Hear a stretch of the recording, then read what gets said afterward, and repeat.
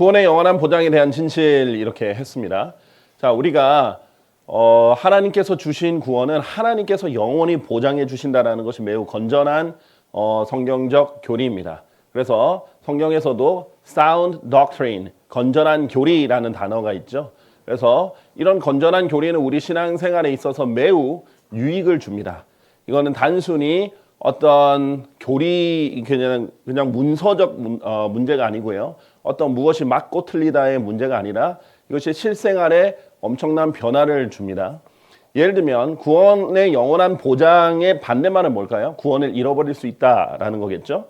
구원을 잃어버릴 수 있다라고 가르치는 종교들이나 또 그것을 믿는 사람들의 특징을 보면 특히 그렇게 배웠기 때문에 그런 것이 있는데 늘 구원을 잃어버릴까 노심초사하고 늘 구원에 매달려서 구원을 자꾸 받기 위해 노력하거나 구원을 잃어버린 것을 다시 받기 위해서 노력하거나 구원을 잃어버리지 않기 위해서 두려움에 빠져 있거나 해서 구원을 넘어서서 이제 성장으로 가는 그 뒷단계를 잘 못 가고 여기 구원에 매이게 됩니다. 그리고 특정 종교에 매일 수 있는 확률이 굉장히 높아지죠. 그 가장 대표적이고 오래된 이단이 로마 가톨릭이죠. 그래서 로마 가톨릭은 로마 가톨릭 교회에 속해야만 구원이 있다라고 공식적으로 교리에서 가르칩니다. 그리고 로마 가톨릭에서 성사를 진행을 해야 효과가 있다라고 그리고 구원을 받는다고 가르칩니다. 자, 구원을 가지고 계속 사람들 올가매고 사람들을 이제 포로로 잡게 만들죠. 그리고 이 구원의 영원한 보장이 있으면 너무 감사해요, 하나님께. 왜냐면 구원을 하나님께 선물로 받았으니까. 그리고 이것을 하나님께서 영원히 보장해 주시니까 나는 이제 죽어도 지옥에 가지 않고 하늘나라에 갈 수 있다는 확신이 있고 감사가 넘칠 수 있는데 언제든지 잃어버릴 수 있고 내가 지금 잃어버린 게 아닌가? 내가 정말 구원받았는가? 늘 의심 있는 상황에서 감사하기도 힘들겠죠. 그래서 구원의 기쁨과 구원의 감사와 찬양을 생활에서 누리는 것도 참 어렵게 됩니다. 그래서 다양한 것, 그 외에도 아주 실용적인 문제들이 많이 있는데 다양한 것이 이 교리 하나에 이 믿음 생활 전반적으로 달라질 수 있다는 거죠. 그래서 이런 건전한 교리는 우리가 수호할 수 있어야 된다. 그리고 그것을 내 말로가 아니라 성경적으로 하나님의 말씀으로 수호할 수 있어야 된다라는 것입니다. 자, 창세기 3장 1절 보면요. 이제 주 하나님께서도 만드셨던 들판의 어떤 짐승보다도 뱀은 더 간교하였더라. 우리가 알다시피 이 뱀은 그냥 일반적인 동물 뱀이 아니라 사탄이죠. 이 사탄이 이 이브에게 이렇게 말합니다. 그런즉 그가 그 여자에게 말하기를 진정 하나님께서 너희는 동산의 모든 나무에서 나는 것마다 먹지 말라라고 말씀하셨느냐 하였더라. 자, 제가 말씀드리는 것은요. 교리를 말할 때요. 이 교리에서 당연히 성경을 인용을 해요. 심지어 사탄도 성경을 이용합니다. 그렇기 때문에 성경 구절을 몇 개 이용을 했다고 해서 그것이 곧 교리가 되는 게 아니에요. 그리고 우리가 성경 해석학이라는 강의를 몇 달 전에 시리즈로 쭉 해서 한 15가지 법칙을 설명한 적이 있는데요. 그냥 몇 가지 구절을 문맥과 상관없이 교리적인 배경과 상관없이 인용을 한다고 해서 교리가 되는 게 아니라고 했죠. 자, 진정 하나님께서 하나님이 하신 말을 인용을 합니다. 너희는 동산의 모든 나무에서 나는 것마다 먹지 말라라고 말씀하셨느냐? 그런데 특징이 있죠. 하나님의 말씀에 대해서 의문을 주는 거예요. 하나님이 말씀하신 걸 정말 그렇게 했느냐라고 묻는 거죠. 자, 그 다음에 두 번째는 하나님 말씀을 왜곡시킵니다. 하나님은 동산의 모든 나무에서 나는 것마다 먹지 말라고 한 게 아니라 선악과만 먹지 말라고 하신 거죠. 자, 그렇기 때문에 하나님의 말씀을 인용해도 잘못 인용할 수 있고 부분적으로 인용할 수도 있고 그 다음에 의심을 줄 수도 있는 그런 형태가 됩니다. 마태복음 4장 6절에서도 예수님을 시험할 때 사탄이 예수님께 만일 내가 하나님의 아들이면 스스로 뛰어내려 보라. 예수님 하나님의 아들인데 또 의구심을 일부 던지죠. 그리고 이는 기록되기를 하면서 성경을 인용을 합니다. 시편 91편을 인용을 하는데요. 이 장면을 보면은 거의 흡사하게 인용을 했는데 이 부분이 다르게 인용이 됐죠.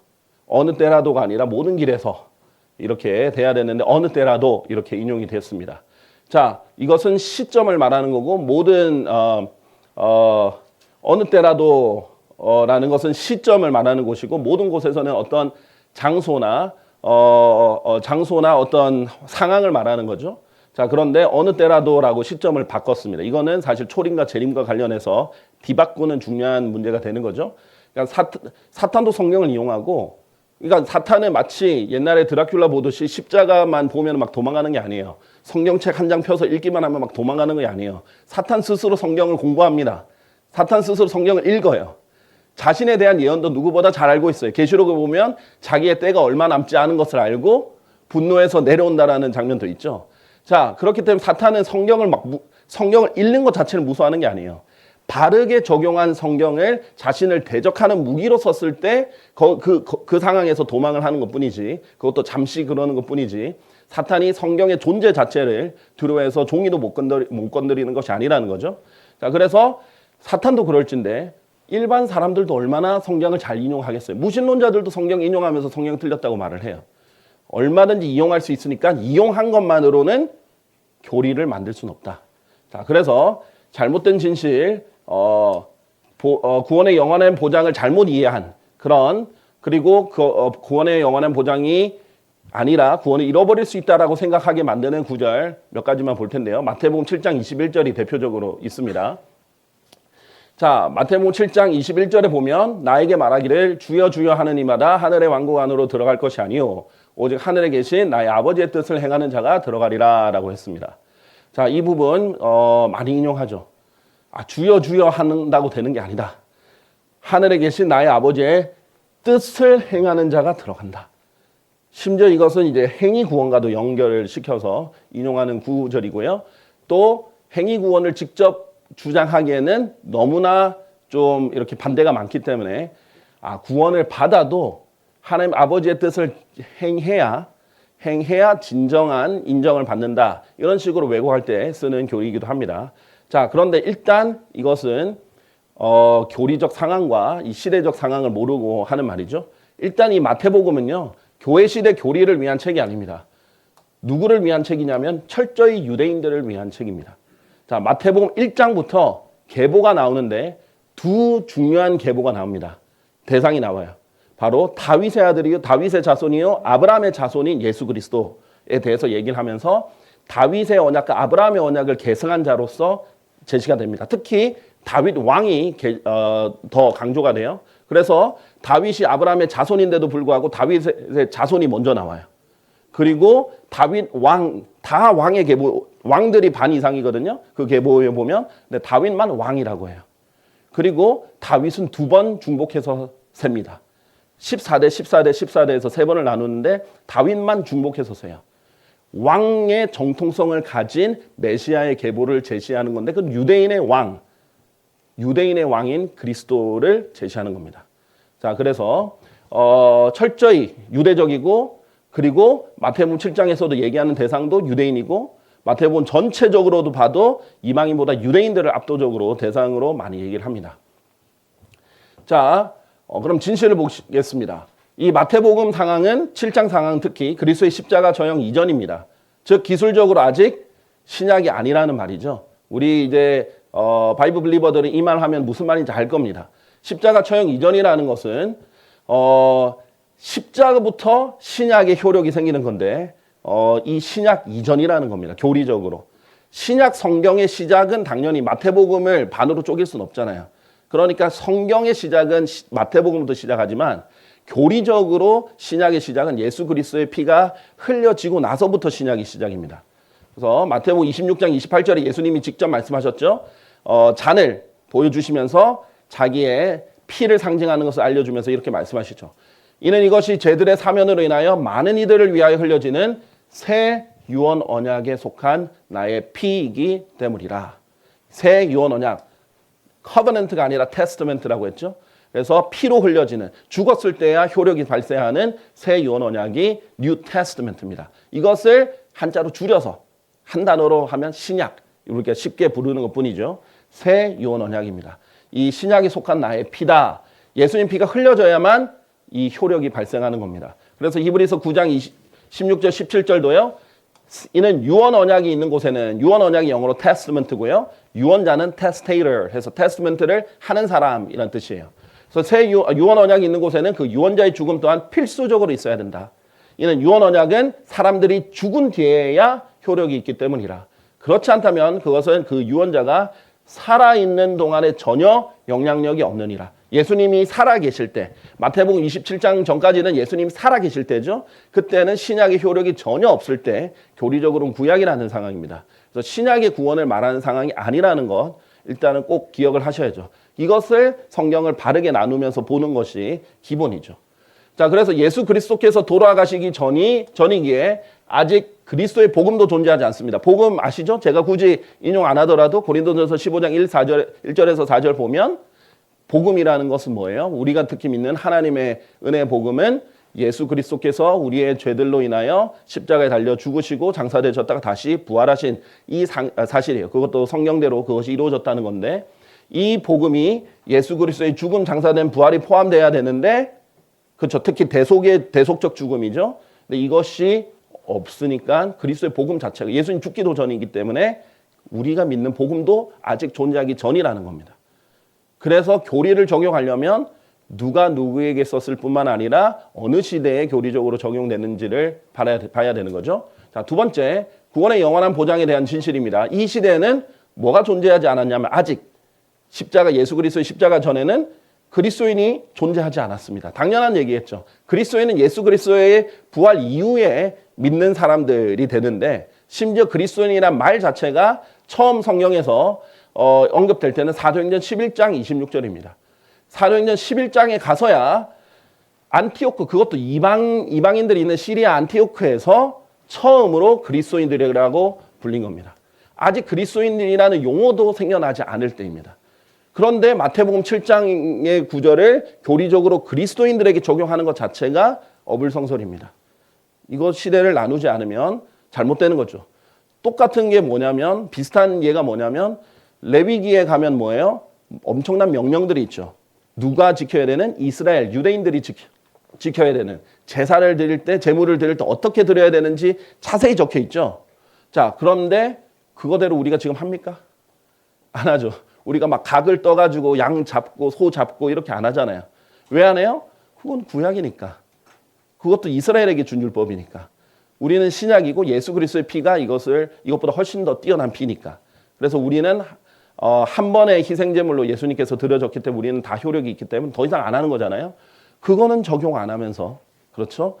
마태복음 7장은 아직 십자가 이전이고 그리스도인도 아직 한 명도 없을 텐데 그걸 적용하려는 것은 잘못된 거라는 거죠. 자, 구원의 영원한 보장에 대한 진실 세 번째로 마태복음 7장에 예수님께서 말씀하신 대상은 모두 유대인이었다. 이방인이 단 한 명도 없었다라는 것을 기억하셔야 됩니다.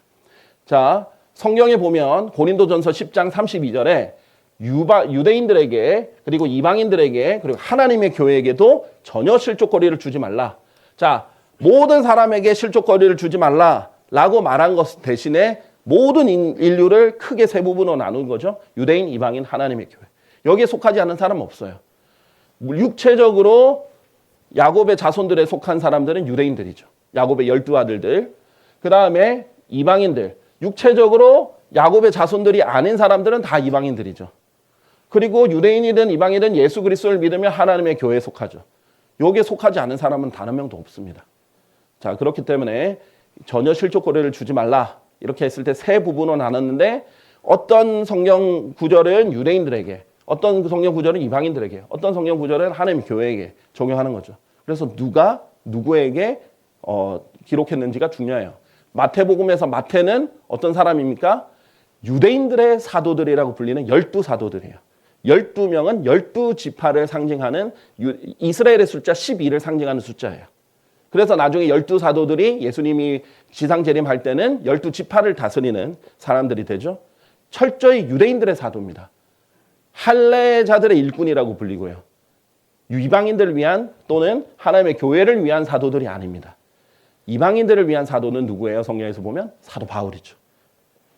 철저히 기록자도, 기록 대상도, 그리고 시기도 교회랑 전혀 상관없는 책이라는 겁니다. 근데 이 마태복음을 잘못 해석해서 온갖 이상한 교리들이 생겨난 거죠. 자, 4절. 아직 뭐뭐조차 설립되지 않았던 때다. 지역교회조차 설립되지 않았던 때다. 자, 지역교회, 교회라는 말도 아직 등장하기 전이에요. 마태복음 7장은. 마태복음 16장에 교회라는 말이 처음 등장합니다. 자, 그런데 이 교회라는 말조차도 지역교회가 아닌 이제 그리스도의 몸과 관련돼 있고 조금 더 교리적으로는 심지어 대한란과도 관련이 있는 부분이 있어요. 그런데 어쨌든 이 교회라는 말 자체가 마태복음 16장이 처음 등장하는데 이것을 쉽게 설명하면 마태복음 7장에는 교회라는 말조차도 언급되기 전이라는 거죠. 그런데 어떻게 교회에 적용하겠죠. 그리고 심지어 이것도 마태복음 16장도 지금 교회가 있다라는 말이 아니에요. 이 반석 위에 나의 교회를 세우겠으니 미래입니다. 내가 세우겠다라고 미래 시점으로 얘기하신 겁니다. 그러니까 더더욱 교회에 적용할 수 없다는 거죠. 자, 5번에 보면요. 아직 무엇을 임명하기도 전이냐면 심지어 마태복음 7장은요. 12명의 사도도 다 임명하기 직전입니다.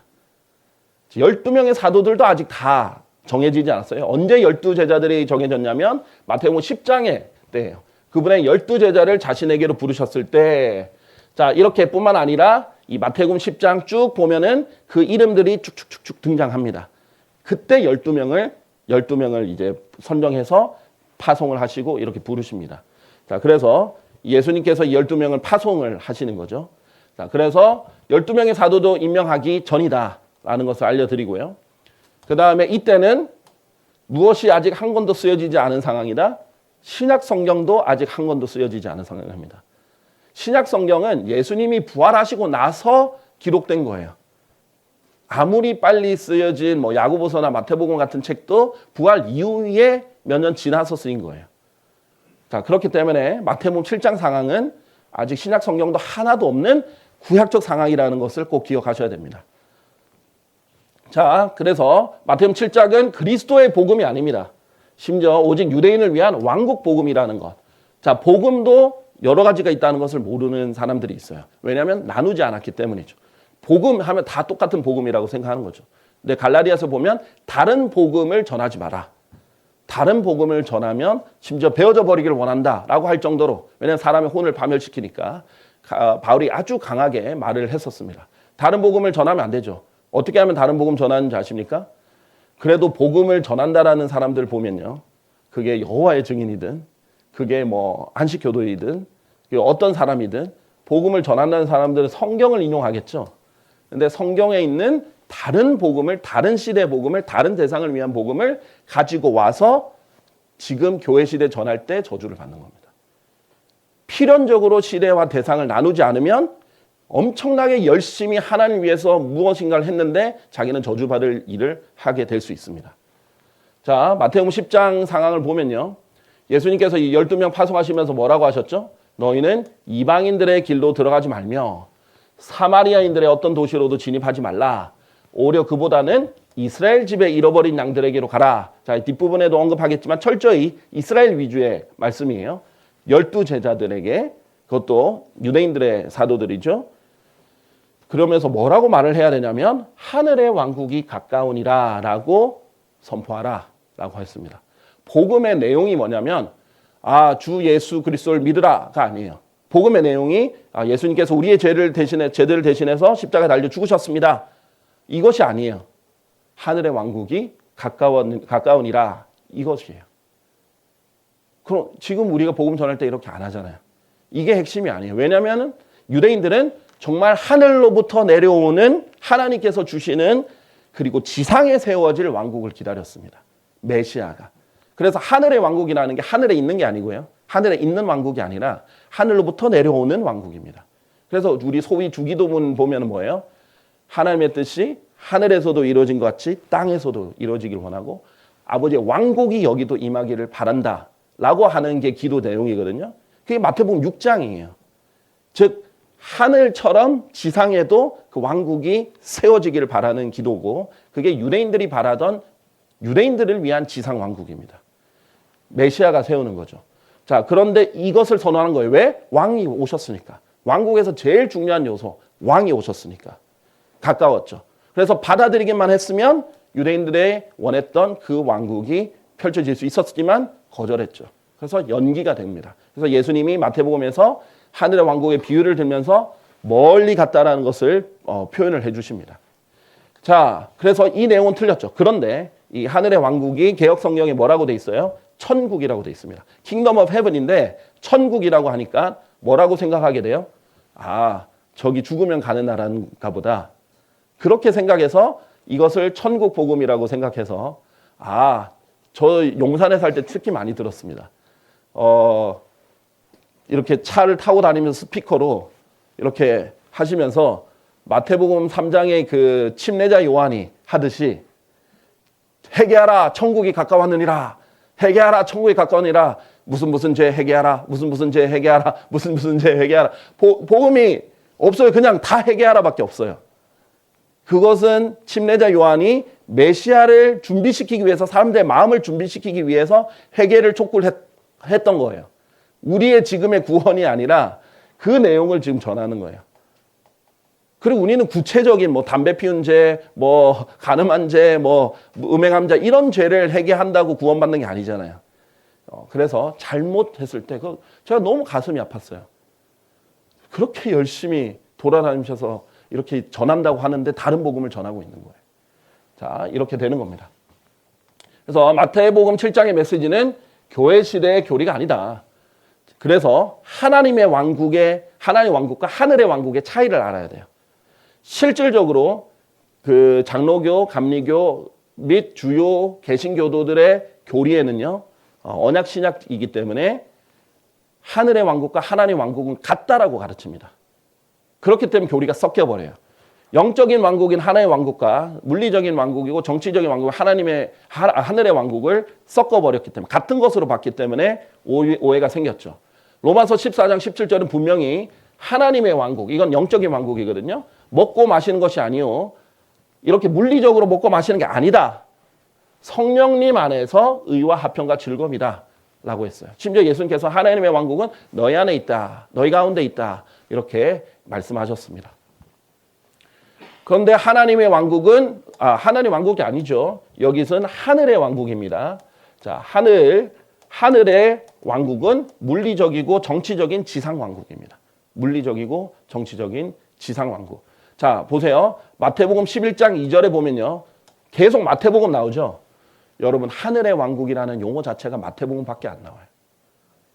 성경 전체 아무리 다 잡아도 하늘의 왕국, 킹덤 오브 헤븐은 마태복음만 나오는 겁니다. 매우 유대적인 요소예요. 직접 찾아보시면 돼요. 그리고 침례자 요한의 날들부터 지금까지 하늘의 왕국은 폭력을 겪는데요. 저기 하나님이 계신 천국이 폭력을 겪을 수 있을까요? 하나님 버젓이 계신데 누가 폭력을 행사를 할 수 있겠습니까? 지금까지 계속 폭력을 겪는다는 거예요. 그리고 폭력적인 자들이 그것을 강제로 찬탈한다. 아니, 천국 강제로 폭력적으로 찬탈할 수 있습니까? 못해요. 절대 불가합니다. 하나님이 계신 천국을 누가 이렇게 할 수 있겠어요? 천국이 아니고 하늘의 왕국이에요. 자, 하늘의 왕국은 뭐예요? 하늘로부터 오는 왕국이에요. 즉 쉽게 말해서 지상 왕국이에요. 물리적이고 정치적인 지상 왕국인데 계속해서 특히 이스라엘을 생각해 보세요. 계속 폭력을 겪었죠. 지금도 폭력을 겪고 있죠. 이스라엘은. 그리고 폭력적인 자들이 그것을 강제로 찬탈하죠. 이스라엘을 얼마나 많은 국가들이 점령을 했습니까? 아시리아, 바빌론, 페르시아, 헬라 제국, 로마 제국, 그 뒤에도 계속해서 찬탈을 하고 뺏었죠. 왜? 전쟁을 통해서 폭력적으로 강제로 찬탈할 수 있잖아요. 그게 지상 왕국이라서 그렇습니다. 하늘의 왕국은 물리적입니다. 마태복음 13장 24절에서 30절인데요. 이거는 깊이 들어가면 좀 어렵지만 쉽게 해보겠습니다. 물리적인 왕국이라는 것에 초점만 가지고요. 자, 마태복음 13장 전체가 하늘의 왕국의 비유가 다 있다는 건 아실 거예요. 하늘의 왕국의 비유를 7가지를 얘기하셨어요. 근데 하늘의 왕국이 하늘이 아니고 하늘로부터 오는 지상 왕국이라는 것이 여기서도 드러납니다. 비유 제시하시면서 하늘의 왕국은 좋은 씨를 자기 밭에 뿌린 남자에게 비유되느니라. 비유로 쭉 얘기하시죠. 잘 기억해 보세요. 이 사람들 예수님께서 직접 설명해 주세요. 이거는 어려운 비유가 아닙니다. 직접 다 설명해 주세요. 그러나 사람들이 잠든 사이에 그 뿌린 남자도 나오고 원수도 나오죠. 밀 가운데 독보리, 밀이 있고 독보리가 있죠. 뿌리고 자기 길을 갔더라. 그러나 이파리가 돋아나고 열매를 내자 그때 독보리들 또한 나타났더라. 개역 성경에 이 독보리가 가라지라고 했는데 가라지는 밀과 너무나 다르게 생겼습니다. 가라지는 전혀 헷갈릴 필요 없어요. 독보리는 완전히 비슷하게 생겼어요. 특히 자라나는 동안은요. 완전히 자라면 또 차이가 있죠. 그러한 이유로 그 집주인의 종들이 왔으니 그에게 말하기를 선생님 당신께서는 당신의 밭에 좋은 씨를 뿌리지 아니하셨나이까. 그렇다면 그 밭 어디에서 독보리들이 생긴 것이니까 하였더라. 그가 그들에게 말하기를 원수가 이런 짓을 하였느니라 하였더라. 종들이 그에게 말하기를 그렇다면 당신께서 우리가 가서 그것들을 모아오기를 원하시나이까 하였더라. 지금 상황 아시죠? 밭에 좋은 씨 뿌렸는데 독보리가 옆에서 자랐어요. 그래서 어떻게 독보리가 생겼습니까? 좋은 씨 뿌렸잖아요. 그랬더니 원수가 독보리를 뿌렸구나 라고 얘기합니다. 그러자 종들이 그렇다면 당신께서 우리가 가서 그것들을 모아오기를 원하시니까 독보리 다 뽑아올까요? 모아올까요? 이랬더니 아니니라 너희가 독보리들을 모아오는 사이에 그것들과 함께 너희가 밀가지 뿌리 뽑을까 우려하노라. 헷갈릴 수도 있고 또 뽑을 때 옆에 영향을 받을 수도 있으니까 기다려라. 나중에 양쪽 다 수확 때까지 기다려라. 그래서 자라게 두면 수확의 때에 내가 수확꾼들에게 말하기를 너희는 먼저 독보리들을 한데 모아서 그것들을 불태우기 위하여 그것들을 다발로 묶으라. 그러나 밀은 나의 곡간으로 모으라 하겠노라. 이렇게 말씀하셨습니다. 이걸 예수님이 설명하세요. 직접 37절에서 41절. 개인적인 해석을 넣을 필요가 없어요. 신천지처럼 비유풀이 해가지고 이상하게 영적으로 해석할 필요 없어요. 여기서는 그냥 있는 그대로 보면 됩니다. 예수님이 직접 해석해 주셨으니까요. 밭은 뭐예요? 세상이에요. 좋은 씨를 뿌리는 자는 누구예요? 인자, 예수님입니다. 그리고 좋은 씨는 왕국의 자녀들입니다. 그러나 독보리들은 그 사악한 자, 원수죠. 자의 자녀들입니다. 하나님의 자녀들이 아니라 사악한 자의 마귀의 자녀들이라는 거죠. 근데 그 원수는 마귀라는 거죠. 수학대라고 했죠. 수학은 세상의 끝이다. 수학꾼은 천사들이다. 어려운 거 없죠. 다 해석해 주셨어요. 자, 그럼 하늘의 왕국이 이렇다는 거 알려주셨죠? 하늘의 왕국의 밭은 뭐예요? 세상이에요. 저기 천국입니까? 아니에요. 하늘의 왕국의 밭은 세상 이 땅이라는 거예요. 지상이라는 겁니다. 그런데 거기에는 왕국의 자녀들도 있고 마귀의 자녀들도 있습니다. 그렇죠? 이 지상에는 왕국의 자녀들도 있고 마귀의 자녀들도 있죠? 그런데 천국에는 마귀의 자녀들이 있겠습니까? 절대 없죠. 천국엔 마귀의 자녀들이 갈 수 있는 곳이 아니죠. 갈 수 있으면 왜 구원받으라고 우리가 그러겠습니까? 그렇죠? 그리고 원수 마귀가 천국에서 막 뿌리고 다닐 수가 없어요. 그렇죠? 그리고 세상의 끝, 천국에 있는 세상 끝이 아니라 이 지상에 있는 세상의 끝을 말합니다. 저번에 설명드렸죠? 이 세상의 끝과 앞으로 다가올 저 세상, 이것을 끝내는 분기, 예수님 지상 재림하는 그때를 말하는 거라고 했어요. 자, 이렇게 예수님께서 다 설명해 주셨어요. 하늘의 왕국은 지상에 펼쳐진 물리적이고 정치적인 가시적인 왕국입니다. 눈에 보이는 왕국이에요. 이것을 구별 못해서 하늘의 왕국의 복음을 교회 시대에 전하면 안 되겠죠. 예수님의 부활은 온 세상에 전해져야 된다. 아까 전에 잠깐 설명을 했는데 마태복음 10장에 보면 이 하늘의 왕국의 복음은 절대 우리 그리스도의 복음이 아니에요. 하늘의 왕국의 복음은 이방인들의 절대 전하면 안 돼요. 사마리아인들에게도 전하면 안 됩니다. 심지어 혼혈에게도 전하면 안 돼요. 이스라엘에게만 전해야 됩니다. 그런데 우리가 전할 그리스도의 복음은 뭐예요? 이스라엘에게만 전하는 겁니까? 아니죠. 사도행전 1장 8절에서도 예수님께서 너희가 예루살렘에서와 온 유대에서와 사마리아에서와 땅의 맨 끝부분에까지 모두 이르러 나에게 증인들이 되리라. 다 전해야 되는죠. 그게 그리스도의 복음의 특징이잖아요. 자, 이렇게 다릅니다. 서로 모순이 아니고 서로 어떻게든 합리화시켜서 짬뽕을 만들 게 아니라 나누어서 봐야 되는 거예요. 자, 그래서 이 에베소서 2장 8절은 이는 너희가 은혜로 구원받은 것은 믿음을 통한 것이기 때문이니 너희 자신에서 난 것이 아니요 그것은 하나님의 선물이라 라고 했어요. 이게 이 시대 우리 교회 시대의 특징이죠. 왜? 에베소서는 이방인들의 사도라고 불리는 바울이 에베소 교회 즉 구원받은 사람들 에베소에 있는 구원받은 사람들에게 그리스도인들에게 쓴 서신이기 때문이죠. 마태복음은 12사도 즉 유대인들의 사도가 유대인들에게 기록했고 그 다음에 십자가 이전을 다루고 있는 거죠. 유대인들을 향해서. 그런데 이것은 행위가 있어야 된다라고 말을 하고 이거는 선물이다라고 얘기를 하는 거예요. 이게 다르다는 겁니다.